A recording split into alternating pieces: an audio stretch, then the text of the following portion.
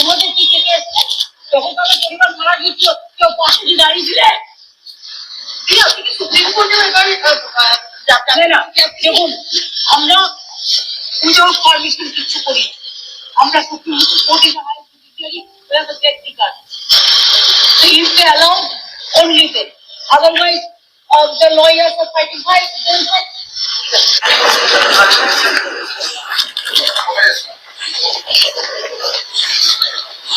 আমার শান্তিতে থাকুন, আপনার রাস্তাতে যাইয়ে আপনাদের চিন্তা করার পরিবারের লোকেরা কোথায়? চিন্তা করার কোনো ব্যাপার নেই। আপনারা আগে যাবেন, কালো যাবেন, আমি সব দেখে নেব, ঠিক আছে? নাটক নাটক নাটক, দিদির নাটকের আর শেষ নেই। আজ দিল্লি সুপ্রিম কোর্টে আইপ্যাক সুনামির ডেট ছিল, কিন্তু দিদি একদিন আগে গিয়েই পৌঁছেছিলেন। কি কারণে পৌঁছেছিল সেই বিষয়ে আমরা আলোচনা করব। তার আগে বলি, নমস্কার বন্ধুরা, আমি মানু, আপনাদেরকে অনেক অনেক স্বাগত, শুভেচ্ছা আর ভালোবাসা জানাচ্ছি আমাদের এই ছোট্ট ইউটিউব চ্যানেল মানু পাত্রতে। বন্ধুরা, দিদি এই যে একদিন আগে দিল্লিতে গিয়ে পৌঁছালো, দিদির মেন মোটিভ ছিল স্বরাষ্ট্রমন্ত্রী এবং প্রধানমন্ত্রীর সঙ্গে একটা আলাদা মিটিং করার, কিন্তু সেইটা কোনো রকম ভাবেই সম্ভব হলো না। এবং গণেশ কুমারের সঙ্গেও চেয়েছিল একটা পার্সোনালি মিটিং করার। তারা বৈঠকে বসে, কিন্তু গণেশ কুমারের কথাবার্তার সঙ্গে খাপ না হয় দিদি মিটিং শেষ পর্যন্ত না সেরে তার আগে বেরিয়ে যায়। তার কারণ, দিদি যে বিষয়ে গণেশ কুমারের সঙ্গে মিটিং করতে চেয়েছিল সেটা আমাদের সকলেরই জানা। এই যে এসআইআরটাকে এখনো চাইছে আটকাতে, বাকি আর কোনো অংশে কম নেই।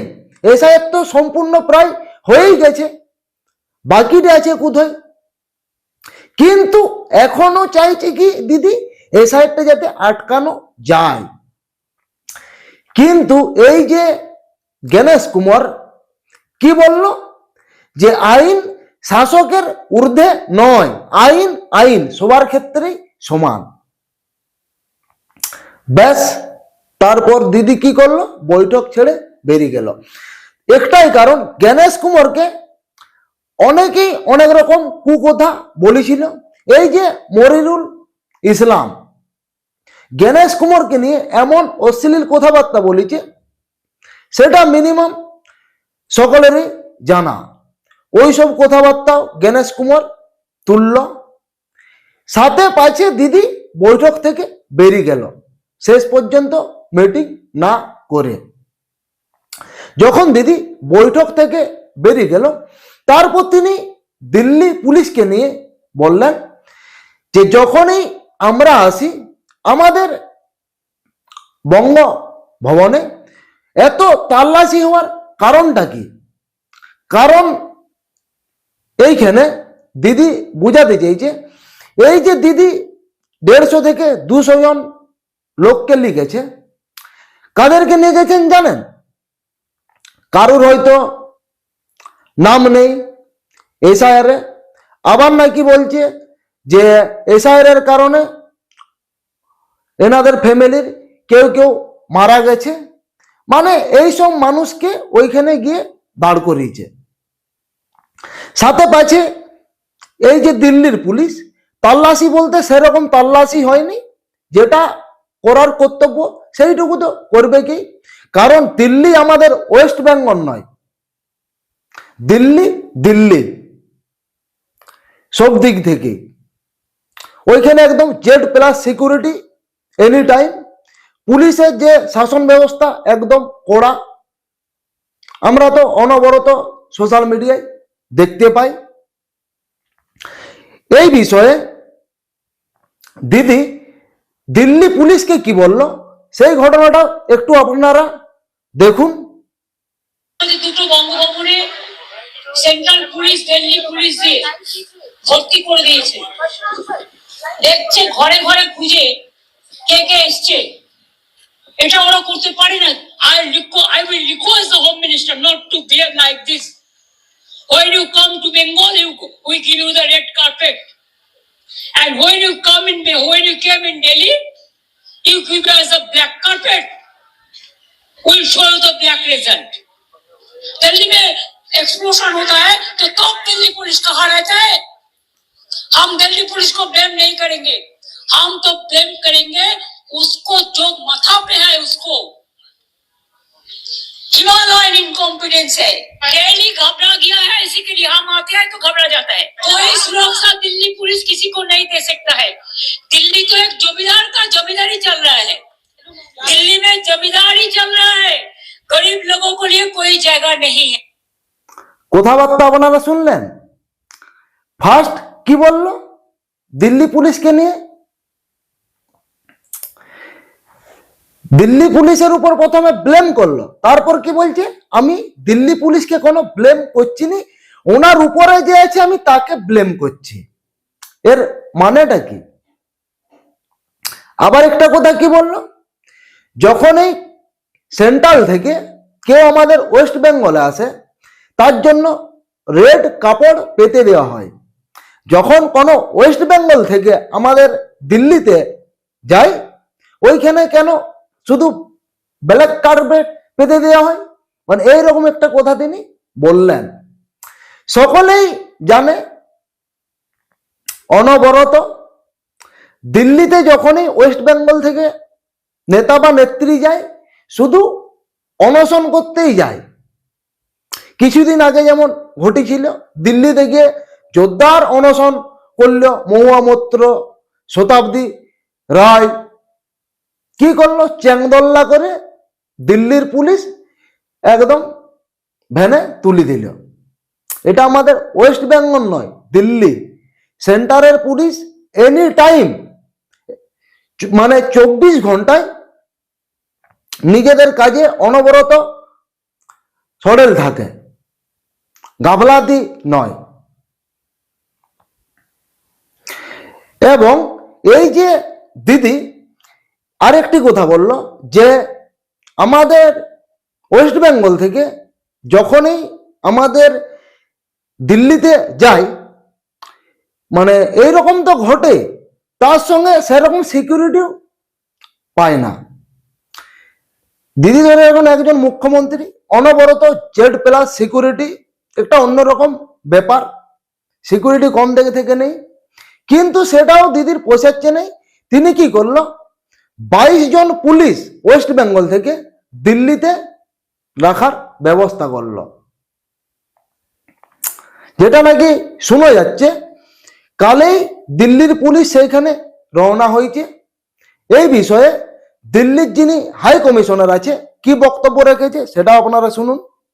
माननीय मुख्यमंत्री को दिल्ली में Z+ कैटेगरी की सुरक्षा निर्धारित है। तय प्रोटोकॉल के अनुसार राष्ट्रीय राजधानी में उनकी सुरक्षा व्यवस्था की जिम्मेदारी दिल्ली पुलिस की है। इस सिलसिले में आज न तो कोई पुलिसकर्मी बंग भवन में घुसा है और न ही वहां रहने वालों की आवाजाही पर कोई रोक लगाई गई है। मिली जानकारी के अनुसार बताया गया था कि एक राजनीतिक पार्टी के लगभग 150-200 से 200 के करीब समर्थक पश्चिम बंगाल से आए हैं और दिल्ली के अलग अलग जगहों पर रह रहे हैं। दिल्ली पुलिस VIP के साथ साथ दिल्ली में आने वाले सभी लोगों की पूरी सुरक्षा सुनिश्चित करने और उचित कानून व्यवस्था के इंतजाम करने के लिए प्रतिबद्ध है। কমিশনার যেটা বললো একদম ঠিক কথাই বললো। তার কারণ এইখান থেকে গিয়ে কেউ দিল্লিতে অনশন করবে, যা খুশি তাই করবে রাষ্ট্রভবনের সামনে, সেইটা কি করে সেন্ট্রাল পুলিশ বা কেন্দ্রীয় পুলিশ মেনে নেবে? সে যেই হোক, ওনাদের যেটা ডিউটির ফর্মুলা, ডিউটিটা অবশ্যই তারা পালন করবে। কিছুদিন আগেই ধরুন আমাদের পশ্চিমবঙ্গে যখন SIR এর ফার্স্ট সুনামি হয়, যে অফিসারটা এসেছিল সামনে কতজন মানুষ মানে ওই অফিসারের বিরুদ্ধে দাঁড়িয়ে ছিল আপনারা দেখেছেন। একদম গাড়ির কাছে হিড়মিড় হিড়মিড় করে চলে আসছে। মানে ওদের বক্তব্য যে SIRটা যাতে না হয়, এখনো পর্যন্ত সে চেষ্টা করেই যাচ্ছে, কিন্তু লাভের লাভ কোনো কিছু হবে বলে মনে হয় না। কারণ এসআইআর তো আর কিছু বাকি নেই, যা তো হয়েই গেছে। তো বন্ধুরা, এই বিষয়ে শুভেন্দু অধিকারী কিছু বক্তব্য পেশ করেছে, সেটাও আমি আপনাদেরকে শোনাবো। নিশ্চিতভাবে দিল্লি পুলিশের কাছে কিছু ইনপুট রয়েছে। আনসারুল বাংলার লোকেরা মুর্শিদাবাদের হরিহর পাড়ায় যদি থাকতে পারে, কাশ্মীরের জঙ্গি যদি ক্যানিং এ থাকতে পারে, আর যদি সেই পিএফআই সিমিল লোকেদের সঙ্গে তৃণমূলের সম্পর্ক থাকতে পারে, সেক্ষেত্রে তারা খোঁজ খবর তল্লাশি তো রাখবে। দিল্লির মতো হাই প্রোফাইল জায়গায় জাতীয় সুরক্ষা সবচেয়ে আগে। আমার মনে হয় মুখ্যমন্ত্রীর এই উস্কানি না দিয়ে দিল্লি পুলিশকে সহযোগিতা করবে। বলছি, মুখ্যমন্ত্রী অভিযোগ করছেন যে স্বরাষ্ট্রমন্ত্রী এখানে এলে রেড কার্পেট, আর উনি ওখানে গেলে ব্ল্যাক কার্পেট। পুলিশ অতি সক্রিয় হয়ে উঠেছে, ঠিক আছে। আর উনি জেড প্লাস সিকিউরিটি পান, উনি ব্লু গ্রুপ অনুযায়ী যা পান সেটা দেন। আর মুখ্যমন্ত্রী এসব কথা না বলাই ভালো। অন্য রাজ্যের বিরোধী দলনেতা, কেন্দ্রীয় মন্ত্রী, বিধায়ক, সাংসদরা যে সম্মান পান অন্য রাজ্যে, পশ্চিমবঙ্গে উনি কি আচরণ করেন সেগুলো মানুষ জানে। শুভেন্দু অধিকারী কি বক্তব্য রাখলো আপনারা শুনলেন। এইটা কিন্তু সত্যি, মানে আমাদের পশ্চিমবঙ্গ বাদ দিয়ে আপনি যেখানেই যাবেন, যখনই নাম বলবেন ওয়েস্ট বেঙ্গল, ফার্স্ট একজনেরই নাম আসবে আমাদের মাননীয়। বুঝতেই পাচ্ছেন, মানে মাননীয়ের জন্য কিন্তু আমাদের পশ্চিমবঙ্গ পুরো ওয়ার্ল্ড বিখ্যাত। এই আমাদের পশ্চিমবঙ্গটা বাদ দিয়ে যেখানেই যান, আসাম যান, তেলেঙ্গানা তো ফুল কংগ্রেস। এত কিন্তু নিউজ শোনা যায়নি। কেরালা যান, আদার্স পার্টি, সেইখানেও দেখুন এত নিউজ কিন্তু শোনা যায়নি।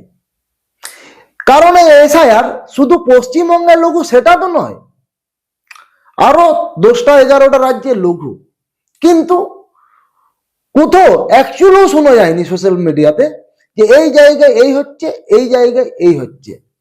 যত খোঁজ খবর হচ্ছে আমাদের পশ্চিমবঙ্গে। এতটুকু যদি নখ কাটা যায়, সেইটা তো একদম সরগোল আমাদের পশ্চিমবঙ্গে।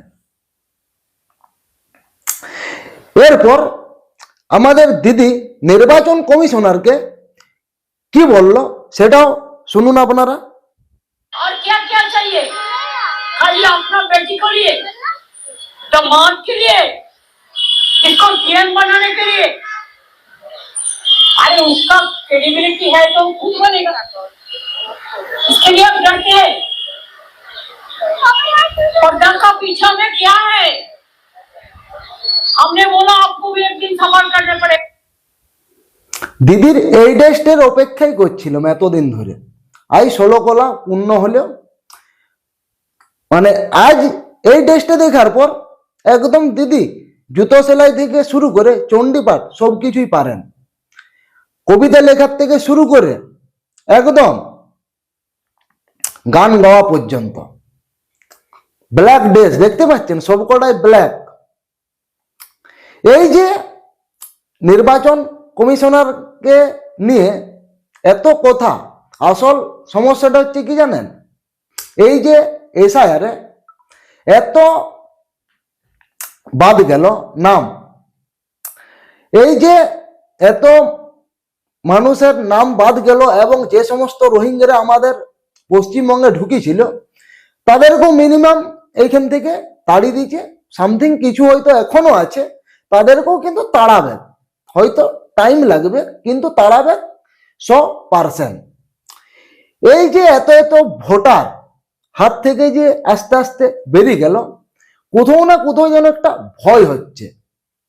তারপরে আমাদের এই পশ্চিমবঙ্গে যে বিরোধী দলগুলো আছে, এই যে আইএসএফ, হুমায়ুন একটা নিজস্ব নতুন পার্টি গঠন করেছে। এই যে হিন্দুদের অধিকাংশ এখন ভোটার বিজেপি, কারণ হিন্দুর অধিকাংশ মানুষ বিজেপি দলটাকে পছন্দ করছে, সেটা আমরা সোশ্যাল মিডিয়াতে দেখতে পাচ্ছি। এই 7-5 নানা দিক থেকে একটা ভয় তৈরি হচ্ছে, এই জন্য এসআইআরটাকে আটকানোর এত চেষ্টা। তো বন্ধুরা, এই বিষয়ে আপনাদের কি মতামত অবশ্যই কমেন্ট বক্সে জানান। আর এই চ্যানেলে নতুন যদি আপনারা ভিজিট করে থাকেন, অবশ্যই চ্যানেলটিকে সাবস্ক্রাইব করবেন এবং পাশে থাকা বেল আইকনটি অল প্রেস করবেন। আবার দেখা হচ্ছে নতুন কোনো ভিডিওতে, নতুন কোনো টপিক নিয়ে। ততক্ষণ আপনারা সবাই ভালো থাকুন, সুস্থ থাকুন, নিজের ফ্যামিলির প্রতি খেয়াল রাখুন। নমস্কার।